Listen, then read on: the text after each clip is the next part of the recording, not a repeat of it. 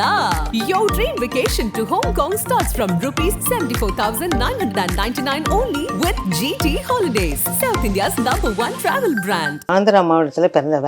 எங்கள் அப்பா ரயில்வேல போகிறேன். அங்கே வந்து ஸ்கூல் போகும்போது எனக்கு ட்ரெயின் விபத்தாச்சு. விபத்தானோடனே எல்லாரும் வந்து தூக்கி போட்டுருங்க, பொம்பளை பொண்ணு அப்படின்னாங்க. எங்கள் அப்பா வந்து மனதில் 6 வயசு. ஆனால் தூக்கி எங்கள் அப்பா தோளில் போடும்போது தான் பொண்ணுக்கு கை போச்சு கால் போச்சுன்னு அழுது அம்மாலாம் கதறினாங்க. கதறி எதுவுமே திருப்பதி ரோய் ஹாஸ்பிட்டலில் அட்மிட் பண்ணோன்னே எல்லா ரிலேஷனும் வந்துட்டு பொம்பளை பொண்ணாக இருக்கா பூசி போட்டு சாப்பிடுச்சா. எங்கள் அப்பா அம்மா தான் அதுக்கு ஒத்துக்கவே இல்லை. ஆனால் ஒவ்வொரு தடையும் பசங்க வீல் சேர் தள்ளி எனக்கு வியாபாரத்துக்கு கொண்டு போகும்போது தான் என் மனசு நின்றுடும். எனக்காக ஃபீல் பண்ணியிருக்கீங்களா நமக்கு இந்த மாதிரி நடக்காமல் இருந்திருந்தா நம்ம லைஃப் எப்படி இருந்திருக்கும்? இல்லை, என்னை ஃபீல் பண்ணதில்லை. ஏன்னா நடக்கிறவங்க வந்து யாருக்கும் உதவி பண்ணதில்லை. எங்களால் நடக்க முடியலன்னு இப்போ நல்லா இருக்கவங்களுக்கே நாங்கள் உதவி பண்ணுறோம். சொந்தக்காரங்க சப்போர்ட்டு இல்லை அவங்க சொல்கிற விஷயங்கள்லாம் என்னவா இருக்கும்? எந்த சொந்தக்காரங்க யாரும் தாங்க மாட்டாங்க சார். ஆமாம், சொந்தக்காரங்க வந்து எத்தனை நாளைக்கு வச்சுப்பாங்க? ஒரு வேளை சாப்பாடு போடுவாங்க, மறுவேளை நம்ம பாரமாக இருக்கக்கூடாது இல்லையா? கஷ்டமா இருக்காதா? இவ்வளவுதான் சொல்றீங்க. கஷ்டமே படக்கூடாது சார். கஷ்டப்பட்டோம்னா மனசால பாதிச்சிடுவோம். ஏன்னா நம்ம நல்லா இருக்கவங்களை பற்றி நம்ம கஷ்டப்படலாம். எங்களை மாதிரி இருக்கவங்க சொல்ல மாட்டாங்க. எங்களை மாதிரி இன்னும் திறமையாக வரணும்னு நினைக்கிறாங்க. ஆனால் யாருமே வந்து அவங்களை தூக்கி விடுறதுக்கு ஆள் கிடையாது. நீங்க நடந்து போகும்போது ஆமா நின்று வேடிக்கை பார்ப்பாங்க. நீ பார்த்துன்னு போன்னு சொல்ல. சில நேரத்தில் கோவம் வந்தால் கேட்குறோம் நாங்கள், ஏன் எங்களை இப்படி வேடிக்கை பார்க்குறீங்க? இல்லை, எங்களை மாதிரி நீங்கள் நடந்து பாருங்க, குதிச்சு நடந்து பாருங்க, அதோட வழி தெரியும்.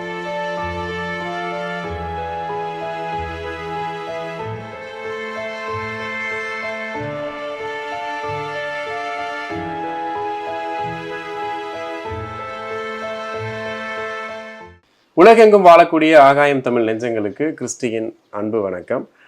மனுஷ வாழ்க்கை அப்படிங்கிறது பார்த்தீங்கன்னா வந்துட்டு டெய்லி நிறைய பேரை மீட் பண்ணுவோம், பேசுவோம், பழகுவோம். அப்படி பார்க்கும்போது நிறைய பேரை பார்க்கும்போது ரொம்ப சாதாரணமாக தான் தெரிவாங்க. பட் அவங்க வாழ்க்கைக்குள்ளே ஏதோ ஒரு விஷயங்களை, ஒரு அற்புதமான பல விஷயங்களை பண்ணிகிட்டு இருப்பாங்க. பட் ஓப்பனாக பார்க்கும்போது தெரியாது. அப்படி நம்ம தேடி கொஞ்சம் பார்த்துட்டு இருக்கும்போது நமக்கு தெரிஞ்ச ஒருத்தங்க அவங்களோட நிலைமையில இருந்துக்கிட்டு அன்பு அப்படின்ற அந்த ஒரு விஷயத்த மட்டும் கையில் எடுத்துக்கிட்டு ஒரு குடும்பத்தையும் நடத்திட்டு இருக்காங்க. இப்போ நம்ம கூட இந்த அற்புதமான மனிதர்கள்ன்ற வார்த்தையை வந்து ரொம்ப வெகு சிலர் தான் யூஸ் பண்ணுவோம். கண்டிப்பாக இவங்களும் யூஸ் பண்ணலாம்னு நினைக்கிறேன். அப்படிப்பட்ட ஒரு அற்புதமான மனிதர் தான் நம்ம அம்சவல்லி.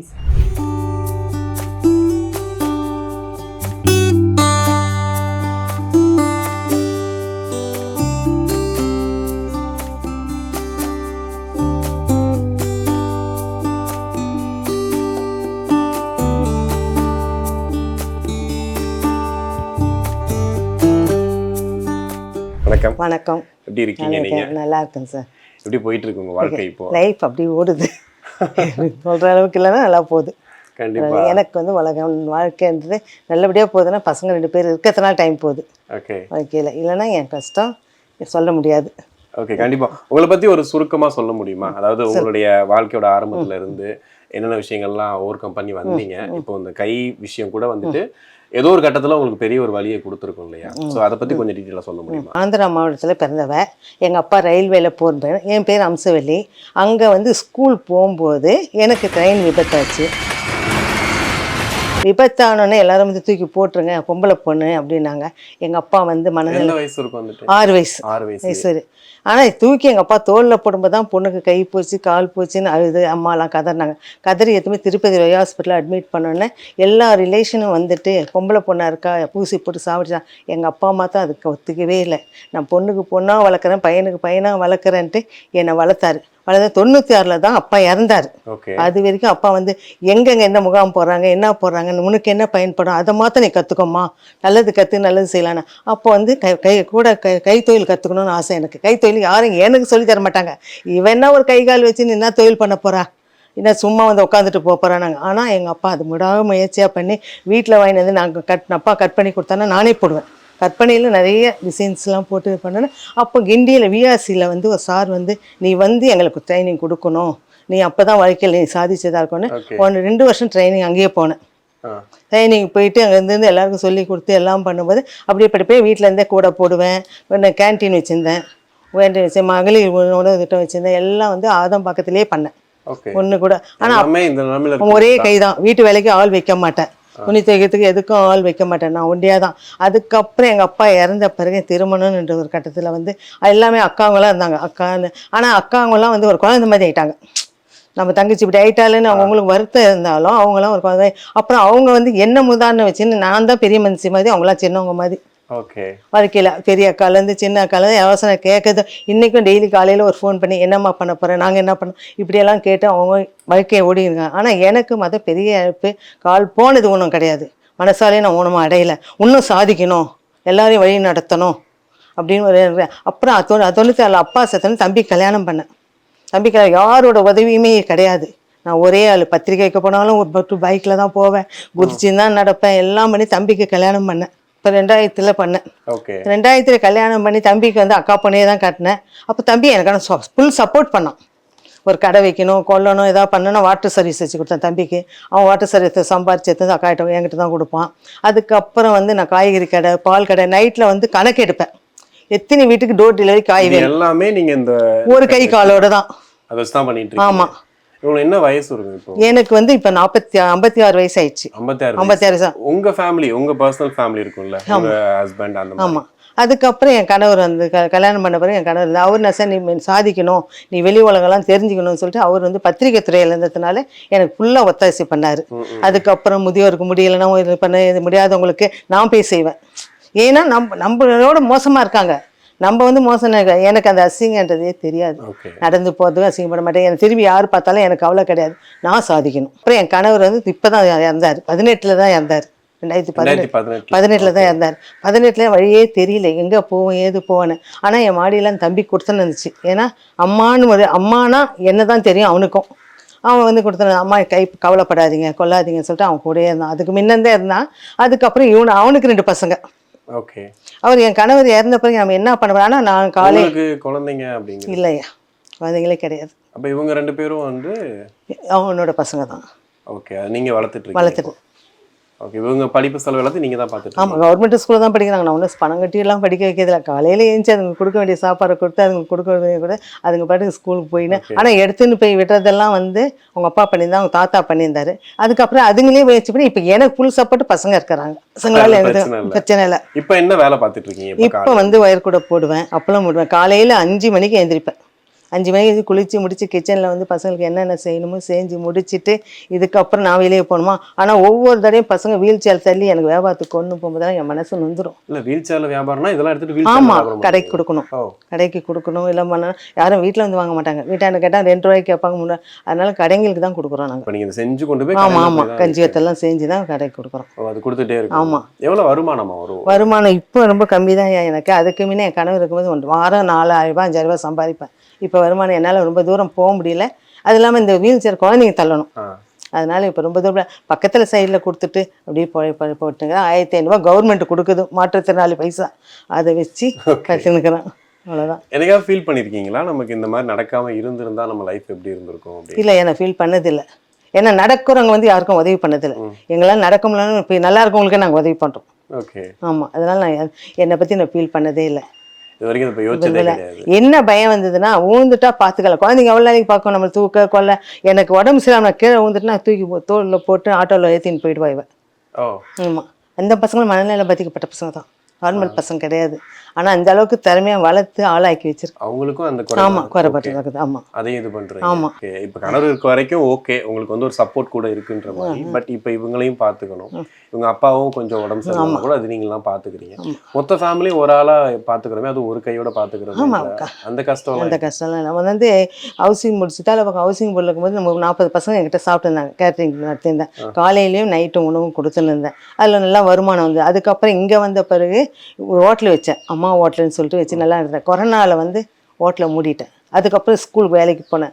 ஸ்கூலில் வச்சு இப்போ 6 மாதமாக வீட்டில் சும்மா தான் இருக்கேன். சும்மா இருந்தால் என்ன இப்போ யாரும் ஒன்றும் தரமாட்டாங்கன்ட்டு இப்போ அப்பளம் வியாபாரமாக இந்த கூடைங்க போடுறது, எதனா பண்ணுறது, இப்படி பண்ணின்னு இருக்கிறேன். அந்த டைமுக்கு ஏற்ற ஊருக்கா போடுவாங்க, ஏதாச்சும் பக்கத்தில் ஊருக்கா போடுவோம், என்ன வேணால் பண்ணிப்பேன்.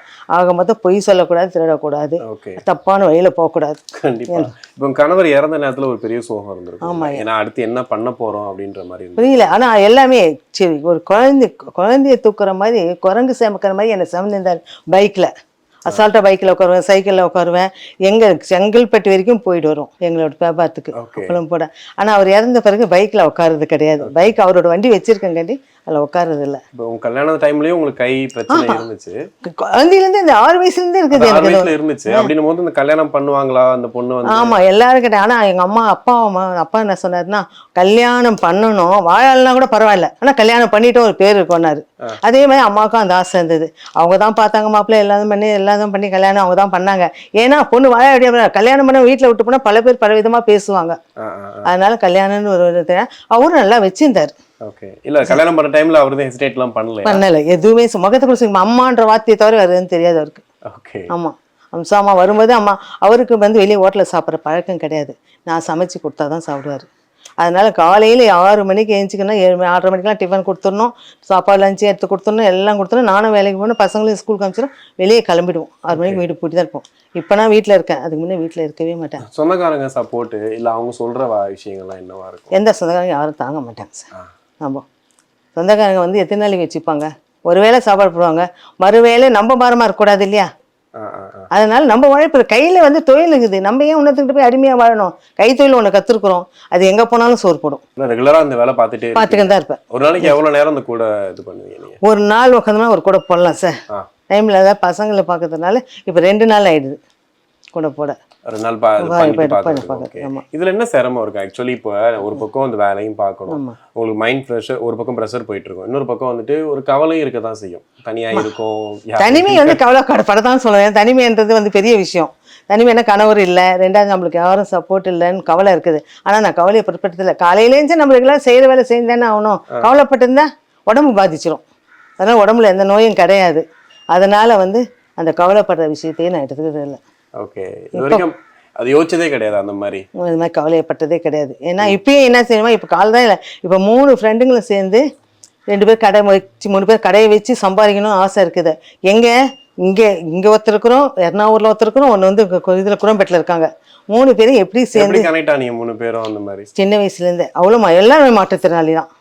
ஏன்னா அதனால வந்து ஆனால் மாற்றுத்திறனாளிலாம் உதாசமாக படுத்துறாங்க. ஆனால் அந்த உதாசனம் வந்து எங்களை படுத்துகிற மாதிரி இல்லை, உங்களையே நீங்கள் படுத்திக்கிற மாதிரி தான் இருக்குது. எனக்கு அந்த மாதிரி வருத்தம். அந்த மாதிரி ஏதாவது அனுபவம் இருக்கா? உதாசனப்படுத்துறது அப்படின்னா, இப்ப நம்ம ஒரு இடத்துக்கு போறோம், ஒரு இடத்துல இருக்கும்போது கொஞ்சம் தள்ளி இல்லமா அப்படின்னு சொல்லும் போது கூட நல்லா இருக்கவங்களை சொல்றது வேற, பட் இப்படி இருக்கவங்களுக்கு சொல்லுவாங்க தள்ளு ஒத்து நில்லுன்னுவாங்க. நம்ம அதை பத்தி வருத்தமே படக்கூடாது. தள்ளி நில்லாம் தள்ளி, இதுல என்ன இவங்க சீக்கிரம் தள்ள முடியாது, எங்களால் சீக்கிரம் நவுந்துட முடியும் அந்த இடத்த விட்டு.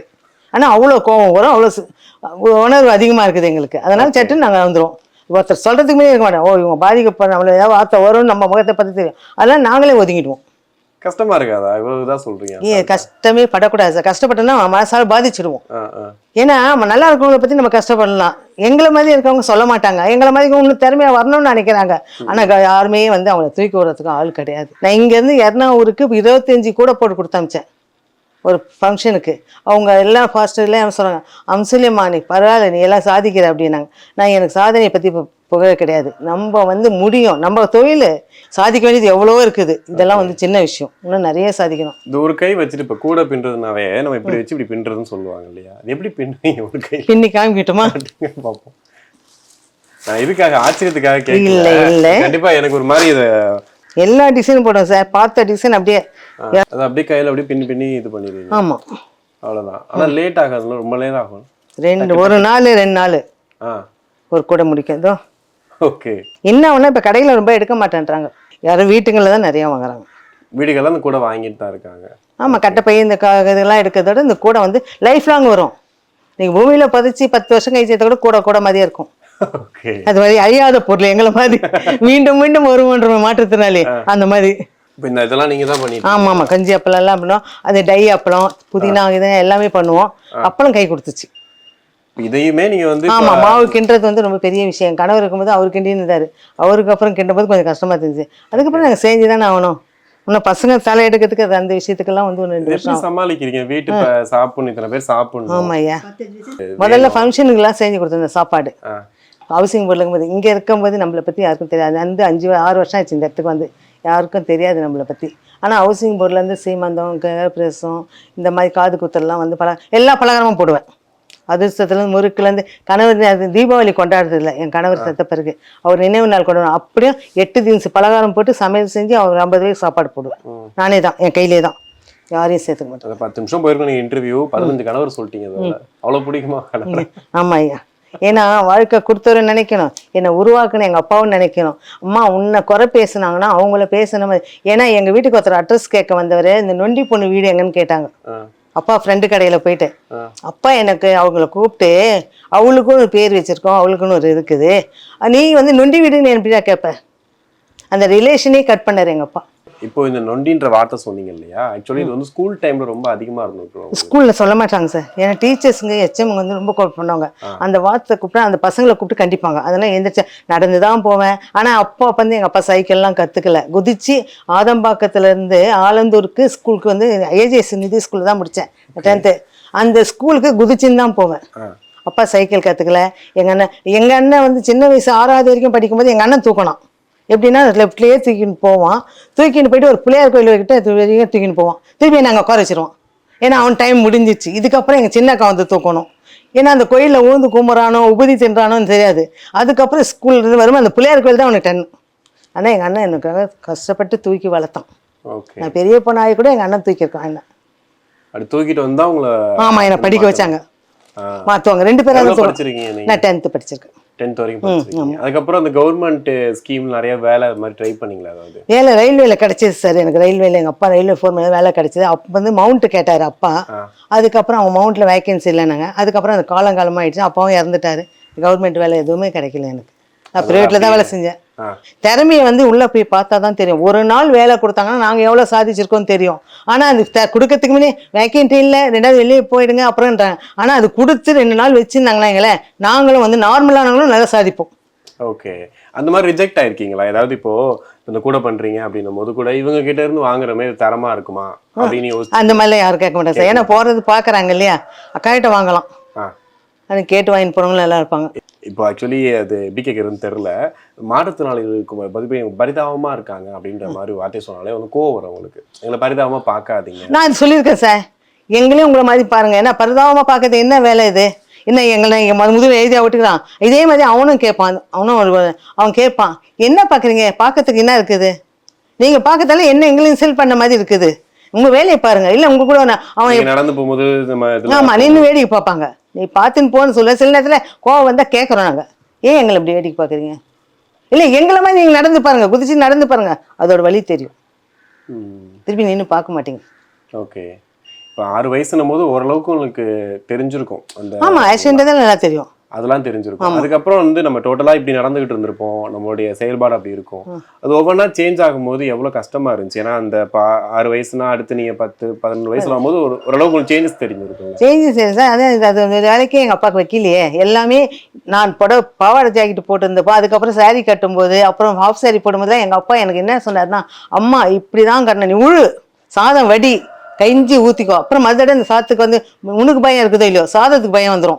வடிக்கும் போது இப்படிதான் வடிக்கணும்னு சொல்லி தோணும், உனக்கு தோணும் இல்லையே கையில ஊது. அதனால எங்க அப்பா அந்த வார்த்தை சொன்னார். 2வது பாவாடை தாவணி கட்டினோன்னா அங்கே அத்தைங்கெல்லாம் கூட சொன்னாங்க, அவள் தடிக்கு ஊந்துற போறடா, ஒரு ஃப்ராக்கே போட்டு போட்டானே.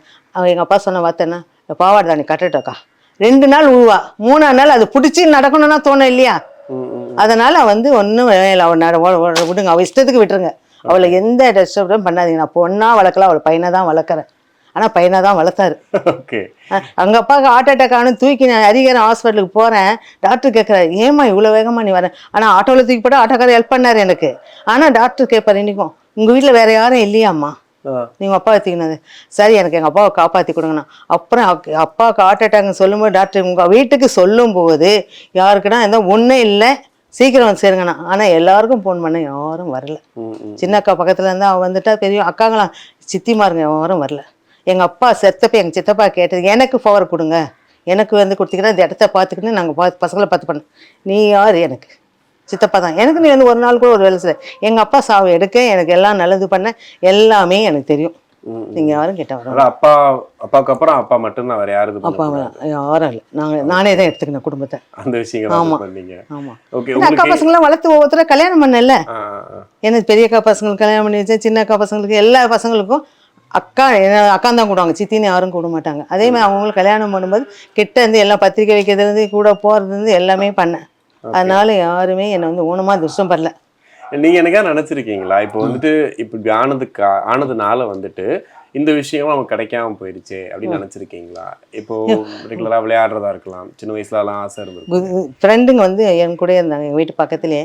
நான் என்ன விளையாடுறதோ அதை தான் அவங்க என் கூட விளையாடுவாங்க. சினிமா தேட்டருக்கு போனால் கூட நான் என்னதோ அப்படி தான் இட்டுன்னு போகிறேன் எங்கள் அப்பா. ஏன்னா எனக்கு கூட கம்பெனி கொடுக்க ஒரு ஆள் வேணும் இல்லையா பொண்ணு. அதனால அவங்கள மாதிரி பழகிற ஆளுங்கிட்ட தான் நான் பழகுவங்கிட்டே, சும்மா நம்மளை பற்றி தோசை பழகிட்டு யார்கிட்டையும் ஃப்ரெண்ட்ஷிப் வச்சுக்கிறதில்ல. ஓகே, அனுசரித்து பொறுப்பு. ஏன்னா நம்மளை சொல்லிட்டு தள்ளிட்டு கொண்டாங்கன்னா திருப்பி நம்மளால ஏந்திக்க முடியாது. ஏன்னா நான் ஸ்போர்ட்ஸ்லாம் கலந்துருக்கேன், ரன்னிங்கில் இந்த லெமன் ஸ்பூனு எல்லாமே ஸ்கூல் விஷயத்துலேருந்து இந்த ஒய்எம்சியில் நடந்த இது கவர்மெண்ட் விஷயத்துலாம் விளையாட்டுலாம் கலந்து போய் ப்ரைஸ்லாம் வாங்கியிருக்கேன். அதெல்லாம் பண்ணியிருக்கேன், எல்லாம் பண்ணியிருப்பேன். ஓகே, அதாவது இப்படி இருக்கனால நம்ம எல்லாமே பண்ணாதான் துணி துவைக்க முடியல. துணி காலையில் எழுந்துச்சா வாஷிங் மிஷின் இருக்குது, துணி வாஷிங் மிஷினில் போட மாட்டேன். நான் பசங்க துணி நான் என் துணி துவைப்பேன். அவள் வந்து அவங்க அப்பா துணி அவள் துணி அந்த பையன் நானே தான் துவைப்பேன், கையில் தான் துவைப்பேன் ரெகுலர் வேலைக்கு. ஏன்னா இது வந்து மிஷின் போட்டு அதை சோம்பேறித்தனத்தெல்லாம் நான் உண்டாக்க மாட்டேன், என் வேலையை நான் பார்க்கணும்.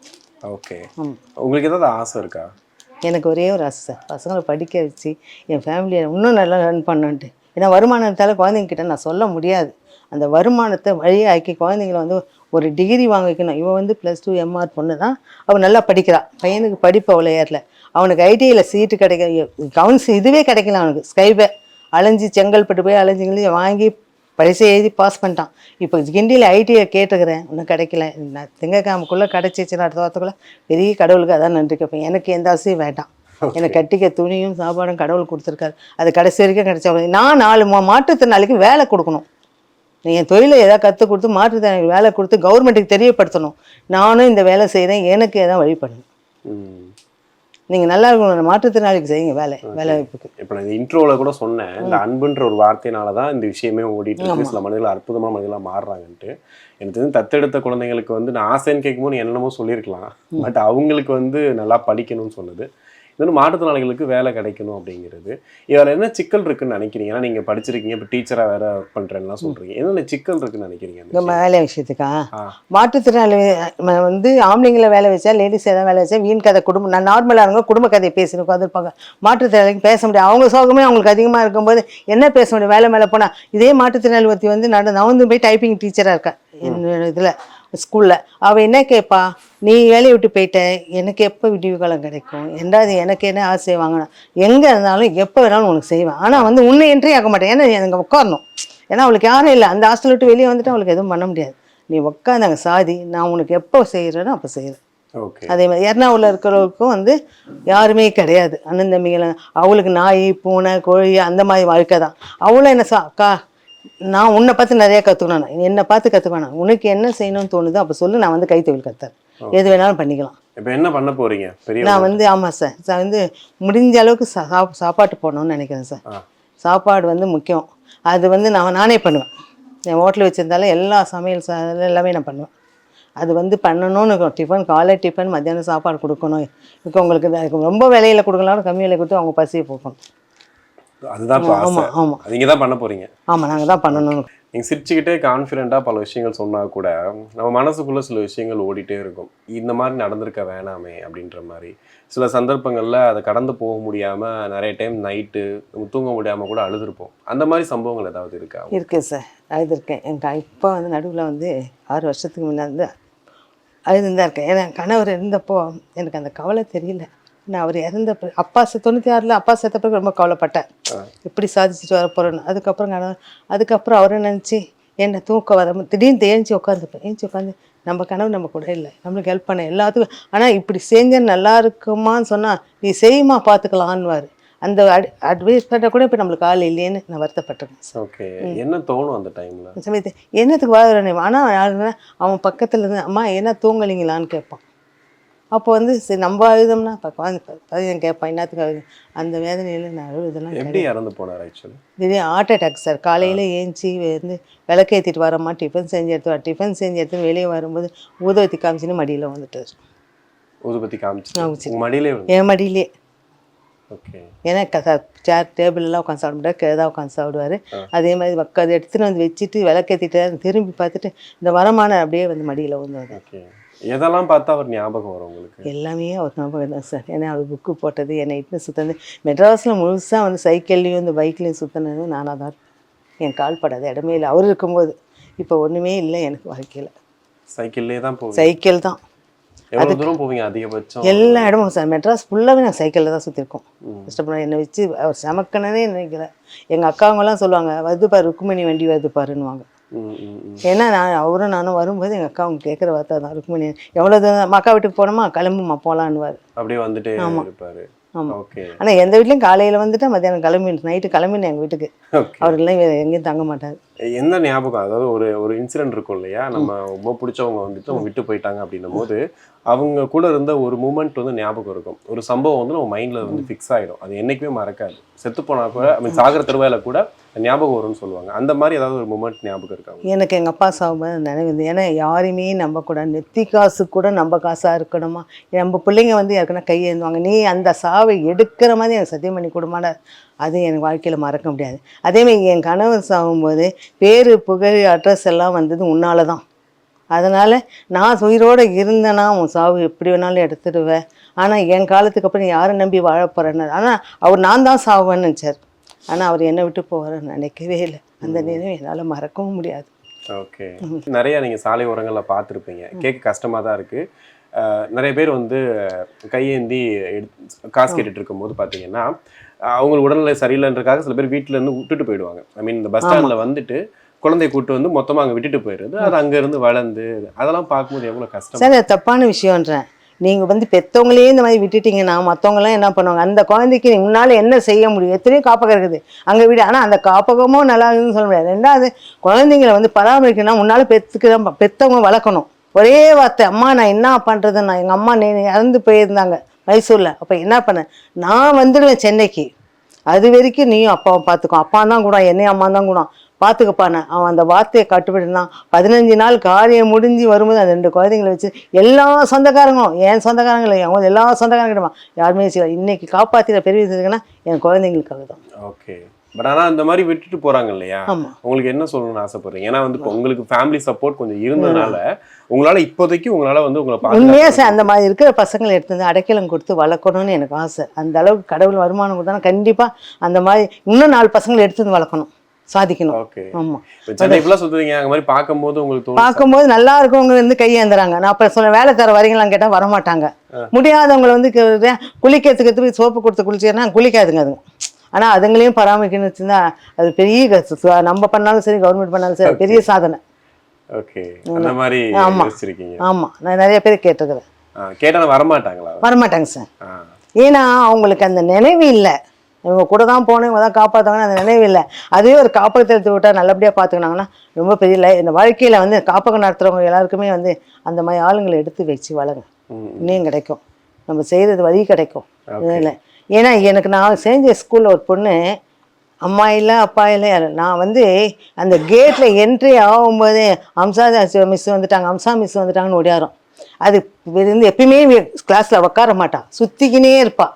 அந்த பொண்ணே வந்து ஒரு 6 மாதத்துக்குள்ளேயே உட்கார வச்சு அதுக்கு பழக்கத்தை சொல்லி கொடுத்து காலையில் எழுந்துச்சி தலை குளிக்காமல் எந்த கிளாஸ்லேயும் நுழையாது சார் அந்த பொண்ணு. அந்த அளவுக்கு நீங்கள் மாற்றிருக்கீங்க. ஆமாம். கைத்தொழில் கற்றுறது யாருமே சொல்லுவாங்க இதுக்கெல்லாம் கத்தின்னு கிடக்கிற வேஸ்ட்டாக போவா, சம்பளம் வாங்கணுமா போனோமான்னு. உண்மையை அதுங்களும் சாதிக்குங்க. கொஞ்சம் அன்பு தான் தேவை அதுங்களுக்கு, எல்லாமே ஆயிடுவாங்க. உங்களுக்கு கிடைச்ச அன்பா அப்படியே பகிர்ந்து கொடுத்துருக்கீங்க.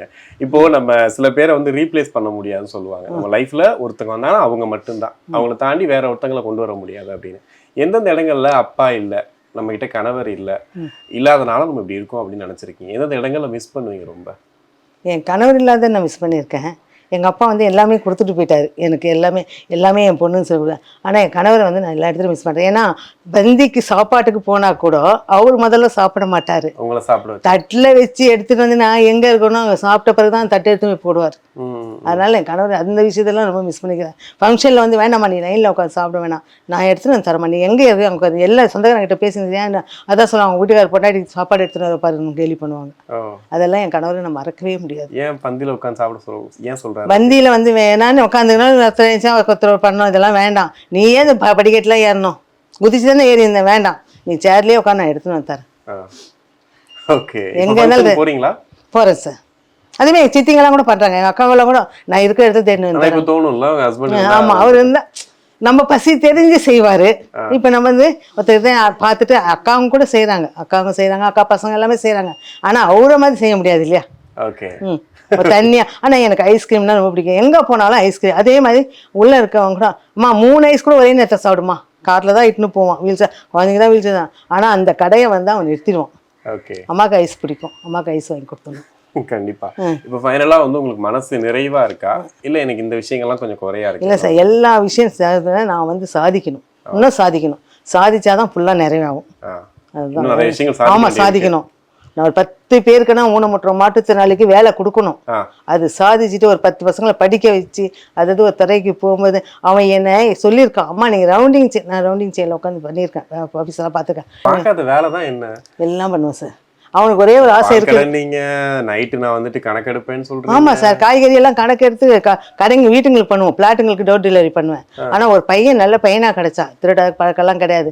நைட்டு ஸ்டாக் காலைல கோயம்பேடுல இருந்து காய் இறங்கணும், பேக் பண்ணணும், காசு முதல்ல இருந்து கரெக்டா தந்துச்சிரும். தம்பி 11 மணிக்கு கணக்கு முடிச்சிருந்து தகாணி காசு வச்சிருவோம். ஓகே. எல்லாமே அவங்க இந்த மாதிரி அமைஞ்சதுனால எல்லா வேலையும் எல்லாமே பார்த்துருந்தேன். காய்கறி கடை வச்சிருந்தேன், பால் கடை வச்சிருந்தேன், எஸ்டிடி பூத் வச்சிருந்தேன், வாட்டர் சர்வீஸ் வச்சிருந்தேன். கடைசியில வந்து ஸ்கூல் வச்சு நடத்தினேன், எல்லாம் வச்சிருந்து கடைசியில இப்போ ஒண்ணுமே இல்லை, ஜீரோ. இப்போ என்ன ஜீரோ? அதான் ஒரு ஃபேமிலியை பாத்துக்கிறீங்களா? இல்ல சார், சாதிக்கணும். இதெல்லாம் ஒரு சாதனையே கிடையாது. இப்போ எனக்கு ஒரு வேலை பார்த்துட்டு அந்த ஒரு வேலையை வச்சு நம்ம குடும்பத்தை காப்பாத்துறதே ஒரு பெரிய சாதனைன்னு சொல்லிட்டு இருக்கோம் நாங்க. இப்ப வருமானம் இல்ல சார், இந்த பசங்க வளர்ந்த பிறகு வருமானம் நிக்கிது பிரச்சனை இல்ல. வருமானத்தை பிறகு சாதிச்சு தானே ஆகணும். நம்ம குடும்பமும் பிழைக்கணும், 4 பசங்களும் பிழைக்கணும். அதுக்காக வருமானத்துக்கு வழியாக்கணும். ஏன்னா இந்த வீல் சேர்ல போய் குழந்தைங்க தள்ள முடியல. இது 2 தான் தள்ளணும் என்ன வீல் சேர்ல. எத்தனை நாளைக்கு தள்ள முடியும் குழந்தைங்களால? எங்கன்னா போனா வீல் சேர்ல ஏற்றி இறக்கி, அந்த இல்லாம இந்த மோட்டர் வண்டி கிடைச்சா இன்னும் தமிழ்நாட்டில் கொஞ்சம் இடத்துக்கு போய் நம்ம மக்களை சேர்த்து அவங்களுக்கு வாழ்க்கை வழி காமிச்சிடுவேன். எனக்கு அது முடியல. ரொம்ப கான்ஃபிடென்ட்டாவே பேசுறீங்க. வழி பண்ணணும். மாற்றுத்திறனாளிங்க அத்தனை பேரும் சோர்ந்து உட்கார முடியாது. இந்த அக்கா உடம்பு சரியில்லாம வந்தாங்க, ஆனா அவங்களுக்கு வந்து ஹாஸ்பிட்டல் முதல்ல இருந்து இட்டுன்னு போறது கொள்றது எல்லாமே நானே தான் ஹாஸ்பிட்டல். ஏன்னா இன்னைக்கு வந்து ஸ்கின் டாக்டர் பார்க்கணும்னா அவங்க வந்துட்டு ஃபோன் பண்ணி வந்துடுவாங்க. இங்கேருந்து கூட்டின்னு போய் அவங்க உடம்ப பார்க்க கொள்ள எல்லாருக்குமே அதான். நாங்கள் 7 பேர், 7 பேரில் வந்து 2 பேர் இறந்துட்டாங்க. ஒரு அண்ணா இறந்துட்டாரு, ஒரு தம்பி இறந்துட்டான். இப்போ நான் 5 பேர் இருக்கிறோம். 5 பேரும் வந்து ஆளுக்கு ஒரு தசையாக இருக்கும். இந்த அக்காவும் ஆக்சுவலி உங்களை நீங்க பாத்துக்கிறீங்க, உங்களை பாத்துக்கிற அளவுக்கு இது இருக்கு. யாரும் கையேந்தி நிக்கணும் இல்லை சார், எனக்கு கொடுக்குற இடத்துல இருக்கணும்னு ஆசை. கேட்குறேன். ஏன்னா பாவம் அவங்க நம்மளுக்கு கொடுக்கும்போது வருத்தப்படக்கூடாது. அதனால வந்து நம்ம கொடுக்குறது 4 பேருக்கு உதவி பண்ணணும். நம்ம ஒண்டி நல்லா இருக்கக்கூடாது, 4 பேர் நம்ம கிட்ட நல்லா இருக்கணும். கண்டிப்பா நீங்க சொன்னதுலயே நான் புரிஞ்சுக்கிட்டேன். நீங்க இவ்வளவு ஹாப்பியாவும் உங்களுக்கு கான்ஃபிடண்டா இருக்கும் ரீசன் என்ன அப்படின்னா, நம்ம நல்லா இருந்தா மட்டும் பத்தாது, மத்த எல்லாரும் நல்லா இருக்கீங்க. நீங்க இப்ப கூடிய சீக்கிரத்துல வந்து ஒரு ஹோட்டல் ஆரம்பிக்கிறேன்னு சொல்லுங்க. கண்டிப்பா நாங்க இன்னும் கொஞ்ச நாள்ல ஆரம்பிச்சப்போ நான் அதுக்கும் வர்றோம், வந்து நாங்க ஷூட் பண்ணி இந்த மாதிரி ஏதோ ஒண்ணு பட் நீங்க பண்ணிருக்கீங்க அப்படிங்கறத நாங்க காட்டுறது ரெடியா இருக்கும். உங்களை அடுத்தடுத்த முயற்சிகள் வந்து வெற்றி பெறணும். நீங்க வந்து ரொம்ப நல்ல விஷயம் பண்ணிட்டு இருக்கீங்க, தொடர்ந்து பண்ணுங்க. உங்களை மாதிரி இப்ப இந்த வீடியோ பார்க்கக்கூடிய பல மாற்றுத்திறனாளிகள் வந்து நினைப்பாங்க இப்படி எல்லாம் பண்ண முடியும் போல. ஒருத்தர் படிப்பு முடிச்சுட்டு ஒரு குழந்தைய வச்சுன்னு கேட்கறாரு, அம்சாமா அடுத்த கட்டம் என்ன? அவ பேசவே மாட்டான். அம்மானா என்னதான் தெரியும், யார் அந்த எத்தனை எச்சம் இருந்தாலும் எங்கடி உங்கள் அம்மாவை காணுன்னா அந்த ஸ்கூலில் வந்து என்னை கட்டி பிடிச்சிப்பான். அவங்க அப்பா கேட்குறேன், என் பொண்ணு 10th முடிச்சிச்சேன், ஸ்கைவில் தான் இதான் 10th முடிச்சிச்சு அம்சம்மா, என்ன பண்ணுறது தெரியலண்ணா, கொஞ்சம் வெயிட் பண்ணுங்க, ஒரு ட்ரைனிங் சென்டர் தான் படிச்சுன்னா கண்டிப்பாக என்னை சேர்த்து விட்டு படிக்க வைக்கிறேன். ஓகே, அதுக்கும் ரெடி பண்ணி. ஆமாம், அப்படி ஏன்னா ஒருத்தர் பிஞ்சன் வரலாம் கேட்பாங்க. எது செங்கல்பேட்டில் போய் கலெக்டரை பார்த்து நாங்கள் மனு கொடுத்து போராட்டம் பண்ணிட்டு வந்தோம். இப்போ பட்ஜெட்டில் வந்து போராட்டம் பண்ண, ஆனால் எல்லாத்தையும் வீழ்ச்சி எல்லாம் முன்னால் இருப்பேன். எனக்கு கிடைக்க வேணாம், எல்லாருக்கும் கிடைக்கட்டும். நான் அடைஞ்ச பலன் இருந்தா கூட எல்லாருக்கும் கிடைக்கணும், எனக்கு ஒண்டி கிடைக்க கூடாது. கண்டிப்பாமா, உங்களை சந்தோஷம், ரொம்ப சந்தோஷம். நன்றி sir. Hola! Your dream vacation to Malaysia starts from ₹24,999 only with GT Holidays, South India's #1 travel brand.